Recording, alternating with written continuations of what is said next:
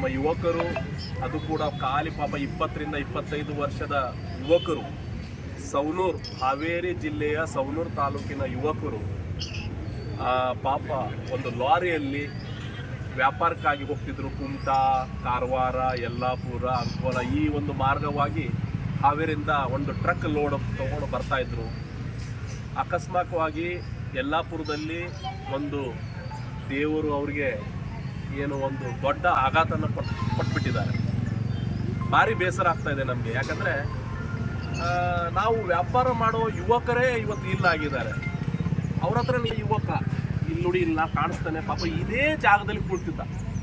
ಇದೇ ಸ್ಫೋಟ ಒಂದು ಈ ಅಮ್ಮ ಪಾಪ, ಈ ಅಮ್ಮ ಮತ್ತೆ ಈ ಅಮ್ಮನಿಗೆ ಬಹಳ ಸಹಾಯ ಮಾಡ್ತಿದ್ದ. ಮತ್ತು ನನ್ನ ಹತ್ರ ನಾನು ಇಲ್ಲಿ ಎಲ್ಲ ತರಕಾರಿಯನ್ನು ತಗೋಬೇಕಾದ್ರೆ ನನ್ನ 2 ಕೈ ಚೀಲ, ನನ್ನ ಕಾರ್ ಅಲ್ಲಿ ಇರ್ತಿತ್ತು, ಕಾರ್ ಒಳಗಡೆ ಬರ್ಲಿಕ್ಕೆ ಆಗ್ತಿದ್ದಿಲ್ಲ. ಪಾಪ ನಾನು 2 ತರಕಾರಿ ಚೀಲವನ್ನು ಒಂದು ಅವನು ಹೋಗಿ ಅಲ್ಲಿಡ್ತಿದ್ದ. ನಾನು ಬೇಡ ಅಂದರೂ ಕೂಡ ಕೇಳ್ತಿದ್ದಿಲ್ಲ.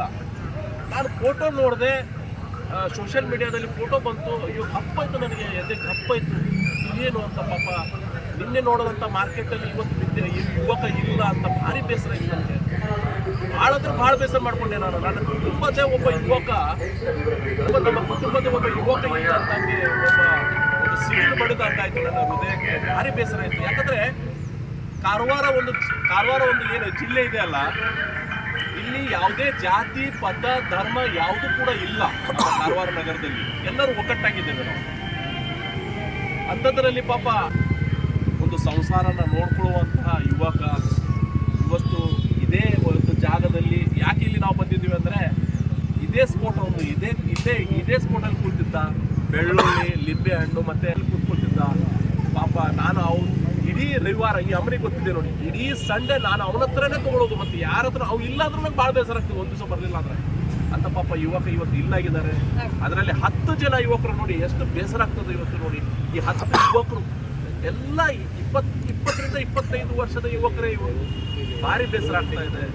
ಅವರ ದೇವರು ಅವ್ರ ಕುಟುಂಬಕ್ಕೆ, ತಂದೆ ತಾಯಿಗೂ, ಅವ್ರ ಅಕ್ಕ ತಂಗಿಯರಿಗೂ, ಅಣ್ಣ ತಮ್ಮಂದಿರಿಗೂ ಕೂಡ ದೇವರು ಮತ್ತೆ ಐಶ್ವರ್ಯ ನೀಡಲಿ. ಇವತ್ತು ಭಾರಿ ಬೇಸರಾಗಿದೆ. ಆದರೆ ಏನು ಮಾಡೋದು, ಪ್ರಧಾನಮಂತ್ರಿ, ಪ್ರೈಮ್ ಮಿನಿಸ್ಟರ್ ಅವರು ಕೂಡ ದುಃಖವನ್ನು ವ್ಯಕ್ತಪಡಿಸಿದ್ದಾರೆ.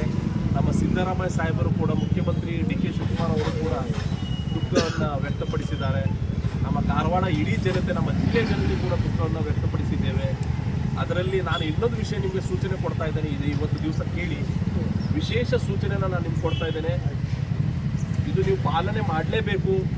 ಯಾಕಂದರೆ ಇವತ್ತು ಬೀದಿ ಬದಿಯ ವ್ಯಾಪಾರ ಅಂದರೆ ಪಾಪ ಭಾರಿ ಒಂದು ಫುಟ್ಪಾತಲ್ಲಿ ನಿಂತ್ಕೊಂಡು ಮಚ್ಚರನ್ನು ಒಡೆದು ಯಾವುದೋ ಒಂದು ಗಲೀಜಲ್ಲಿ ನಿಮ್ಗೊಂದು ಯಾವುದೇ ಒಂದು ಒಳ್ಳೆ ಇಲ್ಲಿ ಒಂದು ಇಷ್ಟು ನೀವು ಒಂದು 150, 200, 300, 400, 500 ರೂಪಾಯಿ ಕೊಡ್ತೀರಿ ಇಲ್ಲಿ ಈ ಒಂದು ಸ್ಪಾಟಿಗೆ, ಅಂದರೆ ಈ ಒಂದು ಜಾಗಕ್ಕೆ. ಆದರೆ ಇಲ್ಲಿ ನಿಮ್ಗೆ ಒಂದು ವಾಶ್ರೂಮ್ ಕೂಡ ಇಲ್ಲ. ಒಂದಕ್ಕೆ ಹೋಗಬೇಕಾದ್ರೆ ಪಾಪ ಒಂದು ವಾಶ್ರೂಮ್ ಇಲ್ಲ ಈಗ. ಅದ್ರ ಬಗ್ಗೆ ಕೂಡ ನಾವು ಮುಂದಿನ ದಿನಗಳಲ್ಲಿ ಚರ್ಚೆ ಮಾಡುವ. ಮತ್ತು ವಿಶೇಷ ಸೂಚನೆ ನಾನು ಹೇಳಲಿಕ್ಕೆ ಇಷ್ಟಪಡ್ತೇನೆ ನಿಮಗೆ. ಏನಂದರೆ ಇವತ್ತು ಲಾರಿಯಲ್ಲಿ ನೋಡಿ, ನೀವು 20 ಜನ ಇದ್ರಿ, 20ರಿಂದ 25 ಜನ ಇದ್ರಿ ಒಂದು ಲಾರಿಯಲ್ಲಿ. ಅದು ಒಳ್ಳೆಯದಲ್ಲ. ಅದು ನಿಮ್ಮ ಜೀವಕ್ಕೆ ನೀವೇ ಕುಡುಗೋಳೆ ಹಾಕ್ತಾ ಇದ್ದೀರಿ. ನೀವು ಒಂದು ಯಾವ್ದಾರು ಒಂದು ಟ್ಯಾಕ್ಸಿ ಮಾಡಿಕೊಂಡು ಹಿಂದ್ಗಡೆ, ಅದು ಮುಂದ್ಗಡೆ ಹೋಗ್ತಾ ಇರಲಿ ಲಾರಿ ಹಿಂದ್ಗಡೆ. ಯಾಕಂದರೆ ಇವತ್ತು ನೋಡಿ ಪಾಪ ಭಾರಿ ಬೇಸರ ಆಗ್ತದೆ. ಇನ್ಶೂರೆನ್ಸಿಗೂ ಪ್ರಾಬ್ಲಮ್ ಆಗ್ತದೆ. ಆಮೇಲೆ ನಾಳೆ ಆ ಫ್ಯಾಮಿಲಿಗೂ ಕೂಡ ಇನ್ಶೂರೆನ್ಸಿಗೆ ಪ್ರಾಬ್ಲಮ್ ಆಗ್ತದೆ. ಆ ಲಾರಿ ಮಾಲೀಕನಿಗೂ ಪ್ರಾಬ್ಲಮ್ ಆಗ್ತದೆ ಈ ಒಂದು ಸಂದರ್ಭದಲ್ಲಿ. ಅದಕ್ಕಾಗಿ ನೀವು ಏನು ಮಾಡಬೇಕು, ಟ್ರಕ್ಕಲ್ಲಿ, ಲಾರಿಯಲ್ಲಿ ನೋಡಿ, ರಾತ್ರಿ ಇಡೀ ನಿದ್ದೆ ಗಡ್ಡಲ್ಲಿ ಲಾರಿಯನ್ನು ಹೊಡಿತಾರೆ ಅವರು. ಬೆಳಿಗ್ಗೆ ನೀವು ಇಲ್ಲಿ ಬಂದ್ಕೊಂಡು ಇಲ್ಲಿ ಬೆಳಿಗ್ಗೆ 5 ಗಂಟೆಗೆ ಇಲ್ಲಿ ಟಚ್ ಆಗಬೇಕು ನೀವು. ಅಂಥ ಸಂದರ್ಭದಲ್ಲಿ ನೀವು ಬರ್ತೀರಾ. ಇವತ್ತು ಆ ಯುವಕರು ಹೋದರು, ನಾಳೆ ಮತ್ತೆ ಆ ಲಾರಿಯಲ್ಲಿ ಮತ್ತೊಂದು 10 ಜನ ಕುಳ್ಳೂರು ಇದ್ರೆ ಅದು ನಾನು ಕೇಳ್ಪಟ್ಟೆ. ಆದರೆ ಅವ್ರ ಆಯುಷ್ಯ ಇದೆ, ಅವರು ದೇವ್ರು ಹೋಗ್ಲಿಕ್ಕೆ ಕೊಡಲಿಲ್ಲ. ಮುಂದೆ ಇಂಥ ತಪ್ಪು ಮಾಡಬೇಡಿ. ಲಾರಿ ಮಾಲ್ ಹೋಗಲಿ, ನೀವು ಹಿಂದ್ಗಡೆ ಯಾವುದಾದ್ರು ಟ್ಯಾಕ್ಸಿ ಮಾಡಿಕೊಂಡು ನೀವು ನಿಧಾನವಾಗಿ ಆ ಟ್ಯಾಕ್ಸಿಲಿ ಬರ್ರಿ ಅಂತ ನಾನು ಈ ಸಂದರ್ಭದಲ್ಲಿ ಹೇಳ್ತಾ ಇದ್ದೇನೆ. ಮತ್ತು ಪಾಪ ಯಾರೋ ಒಬ್ಬರು ಮಾಲೀಕರು ಅವ್ರಿಗೆ 500 ರೂಪಾಯಿ 400 ರೂಪಾಯಿನೋ ಕೊಡ್ತಿದ್ರಂತೆ ಊಟ ಬೀಟ ಮಾಡುವ. ಅವರು ಪಾಪ ಇದಲ್ಲ ಅಂತೆ, ಅವರು ಮಾರೋರು ಅಲ್ಲಂತೆ, ಪಾಪ ಲೇಬರ್ ಅಂತೆ ಪಾಪ. ಅದು ಕೂಡ ನಂಗೆ ಭಾರಿ ದುಃಖ ಆಯಿತು ನೋಡಿ. 400-500 ರೂಪಾಯಿ ನೀವು ಜೀವವನ್ನು ತಗೊಳ್ತೀರಾ.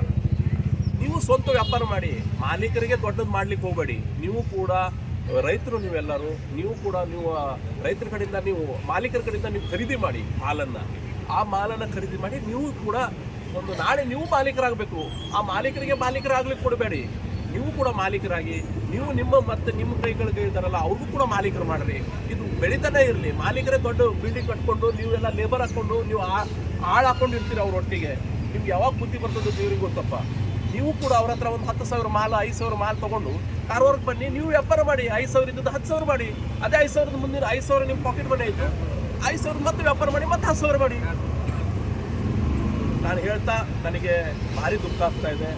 ಈ ಪಾಪ ಅಮ್ಮನಿಗೆ ನೋಡಿದ್ರೆ ನನಗೆ ಭಾಳ ದುಃಖ ಆಗ್ತದೆ. ಯಾಕಂದ್ರೆ ನಾನು ಇದೇ ಸ್ಪೋಟಿಗೆ 12 ಗಂಟೆಗೆ 12:30 ಇದೇ ತರಕಾರಿ ತೊಗೊಂಡು ಬರ್ತಿದ್ದೆ. ಇದೇ ಸ್ಪೋಟಿಗೆ ದುಃಖ ಆಗ್ತಾ ಇದೆ.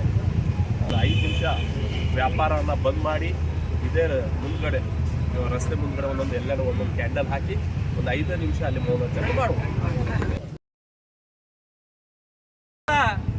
ಶೋಕಾರ್ಚನೆಯ ಅಂಗವಾಗಿ ಇವತ್ತು ನಾವು ಇಲ್ಲಿ ಸೇರಿದ್ದೇವೆ. ಆತ್ಮಕ್ಕೆ ಅಂದರೆ ನಿಮಗೆ ಗೊತ್ತಿದ್ದಂಥ ವಿಷಯ, ನಮ್ಮ ಆಜುಬಾಜು, ನಮ್ಮ ನೆರೆಹೊರೆ, ನಮ್ಮ ಊರವರು, ನಮ್ಮವರು ಇವತ್ತು ಯಲ್ಲಾಪುರ ಸಾವನೂರಿನಿಂದ ಕುಮಟಾ ಹೋಗುವ ಮುಂದೆ ಏನು ಮಧ್ಯರಾತ್ರಿಯಲ್ಲಿ ಒಂದು ಅಜಾಗತೆಯಿಂದ ಒಂದು ಲಾರಿಯ ಅಪಘಾತದಲ್ಲಿ ಸುಮಾರು 11ಕ್ಕೂ ಹೆಚ್ಚು ಮೃತಪಟ್ಟ ಒಂದು ಅಂಕಿ ಸಂಖ್ಯೆಗಳನ್ನು ಗೊತ್ತಾಗ್ತಾ ಇದೆ. ಅಂಥ ಒಂದು ಮೃತಪಟ್ಟಂಥ ನಮ್ಮ ಬಂಧುಗಳು ಕಳ್ಕೊಂಡು ಇವತ್ತು ನಾವು ದುಃಖಭರಿತವಾದಂಥ ಸನ್ನಿವೇಶದಲ್ಲಿ ನೆರೆದಿದ್ದೇವೆ.